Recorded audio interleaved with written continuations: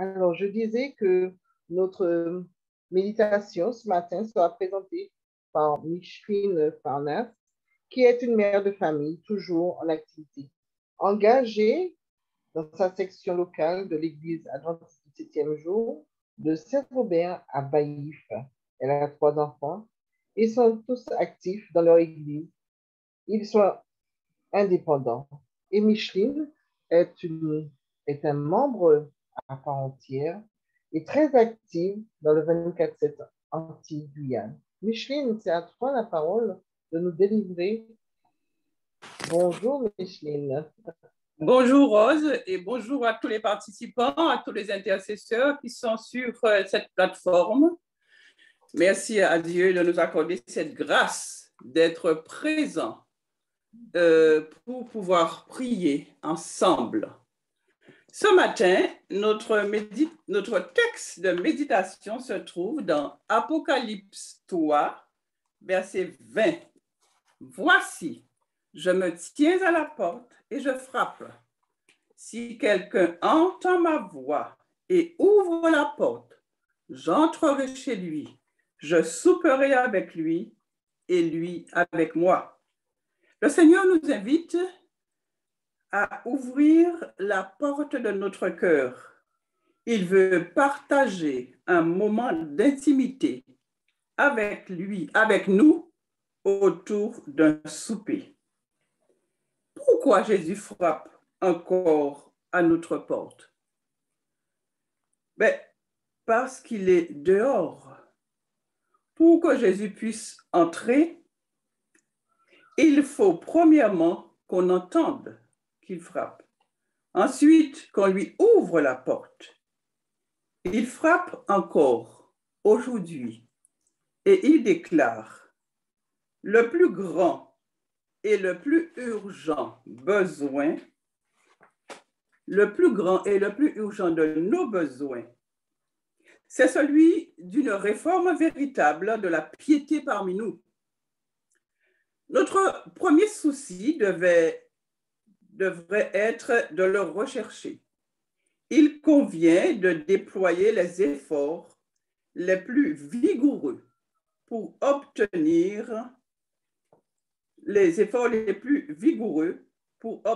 la bénédiction du Seigneur. Non parce que Dieu ne serait pas désireux de nous l'accorder, mais plutôt parce que nous ne sommes pas prêts à le recevoir. Avant d'aller plus loin, définissons ce qu'on entend par réveil et réforme. Le Larousse dit se réveiller, c'est tirer du sommeil quelqu'un, le ramener à l'état de veille, c'est aussi renaître, se raviver, reprendre de l'activité après un moment d'inaction, ramener quelqu'un à la conscience.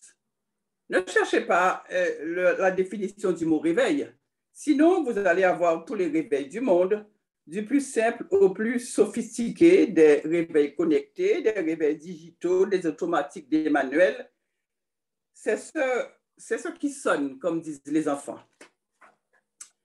Mais pour nous, c'est être réveillé. On ne peut réveiller une personne que si elle est endormie. Il y a 2 sortes de sommeil. Le sommeil physique, réparateur, récupérateur, qui nous permet de renouveler nos énergies et notre force vitale. Et le sommeil spirituel, qui peut être dangereux et peut conduire à la mort éternelle. Et maintenant, considérons la réforme. C'est un changement de caractère profond, radical, dans le but d'apporter des améliorations, un retour significatif à de bonnes pratiques. Voici ce que Paul dit à ce sujet dans 2 Corinthiens 5, verset 17. Si quelqu'un est en Christ, il est une nouvelle création. Les choses anciennes sont passées. Voici, toutes choses sont devenues nouvelles. L'œuvre de réforme du chrétien ne lui apporte pas une amélioration de l'existant, mais plutôt fait de lui une nouvelle création. Comment cela est-il possible? Comment cela peut-il se faire? Paul dit que tout cela vient de Dieu. C'est l'œuvre du Saint-Esprit qui nous transforme de l'intérieur vers l'extérieur. Voici une illustration qu'on peut appeler être renouvelé par l'Esprit, car la réforme de la vie du chrétien est un renouvellement permanent de l'intelligence et accepter de revêtir la nature nouvelle que Dieu nous accorde.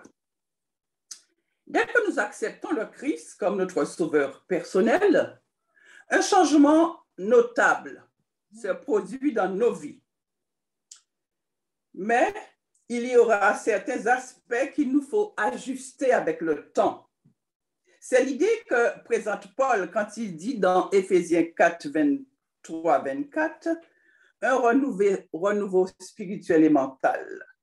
L'apôtre nous recommande de nous dépouiller du vieil homme dans notre ancienne façon de vivre, de mettre de côté les désirs trompeurs et de nous renouveler spirituellement.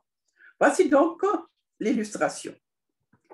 Le vent souffla et la porte d'un des bureaux claqua brusquement. Mais il y avait ce détail important, les clés étaient restées à l'intérieur. Tout le monde pensa immédiatement à lui. On avait tous entendu parler de son passé. Il avait appartenu à un gang de jeunes et des nombreux crimes dont il était responsable. Il y avait aussi celui d'ouvrir les portes et les serrures qui étaient pour lui un jeune enfant. Aussi, on s'approcha de son bureau et après lui avoir présenté le problème, on leur pria d'ouvrir la porte que le vent avait fermée brusquement. Mais personne ne se serait attendu à cette réponse. Je suis désolé. Cela fait partie de mon triste passé. Faire cela maintenant me rappelle malheureusement des souvenirs que j'espère voir disparaître de mon esprit. Je suis un nouvel homme en Christ. Je ne puis le faire. John Wesley disait que John Fletcher était l'homme le plus saint qu'il ait connu. C'était parce qu'il faisait quotidiennement son introspection pour s'assurer que son comportement était en accord avec les projets de Dieu. Il se posait pour cela plusieurs questions, et voici quelques-unes. En me levant ce matin, me suis-je réveillé spirituellement et ai-je pris soin de ne pas laisser mes pensées errer? Me suis-je rapproché de Dieu en prière? Ma foi s'est-elle affaiblie pour ne pas avoir veillé ou a-t-elle été ravivée parce qu'elle a été exercée aujourd'hui? Ai-je refusé d'utiliser des mots et d'exprimer des pensées peu aimables? Ai-je utilisé mon temps précieux, mes forces et mes possibilités selon la lumière que Dieu m'a donnée? Ai-je dépensé mon argent pour me faire plaisir alors que j'aurais pu l'économiser pour la maison de Dieu? Chaque jour, John Fletcher se posait des questions. Ai-je bien gouverné ma langue en me souvenant que dans la multitude des paroles, le péché ne manque pas? Il continue. Ma vie et mes paroles ont-elles honoré l'évangile du Christ? Frères et sœurs, cette œuvre quotidienne est l'action de l'Esprit en nous. Cela dit que notre Père est plus disposé à communiquer son esprit à ceux qui le lui demandent que des parents terrestres ne le sont de donner de bonnes choses à leurs enfants. Mais c'est à nous de remplir les conditions sur la base desquelles Dieu a promis d'accorder sa bénédiction par une confession de nos péchés accompagnée d'humiliation, de repentance et de prière fervente. Un réveil ne peut être conçu que comme une réponse à la prière persévérante. Passage tiré du livre Message choisi, volume 1, chapitre 16. L'œuvre de réforme et de réveil doit être entreprise par chaque personne. Plus de prières et moins de discours. Nous ne devons plus nous contenter d'une piété de forme, privée d'esprit et de puissance. Si nous sommes occupés à corriger nos mauvaises tendances, à réformer nos voies, nous ne tomberons pas dans la vanité. Notre suffisance nous vient de Dieu et de Dieu seul. Voici une autre illustration d'une vie transformée et réformée. Il était grand propriétaire dans la région de la Sierra Nevada. Il possédait 2 grandes et belles fermes dédiées à la culture du café. Des hommes et des femmes de tout le pays et qui travaillaient d'octobre à mars arrivaient dans ces fermes avant de se rendre ensuite dans d'autres régions où l'on cultivait également le café. C'est en cette période de récolte que se présenta à sa ferme un homme que tout le monde considérait comme étrange, comme bizarre. Il ne disait jamais de vulgarité. Il ne participait pas à des propos insensés. Il était poli et respectueux. Donc, tout le monde le considérait comme étrange. Cet ouvrier se levait très tôt le matin et lisait un livre noir avec beaucoup d'attention et de respect. Puis, il s'agenouillait quelques minutes. Après, il allait au champ pour travailler. Le propriétaire, un jour, trouva le livre dans la chambre, alors que l'ouvrier était parti. En l'observant attentivement, il soupçonna que le comportement de son employé devait avoir quelque chose avec le contenu de ce livre noir. Il prit le livre, il le regarda et vit le titre « La Sainte Bible ». Il décida de le lire et de le lui rendre à son retour la saison suivante. Il put alors comprendre l'attitude de son ouvrier de s'agenouiller chaque matin. Il comprit aussi pourquoi l'ouvrier ne ramassait pas du café le samedi matin.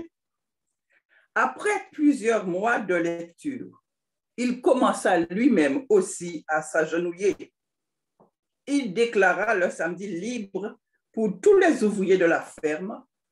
Il ordonna d'améliorer les dortoirs. Il fit construire une grande salle à manger et demanda à ce qu'on améliore la qualité des repas des journaliers.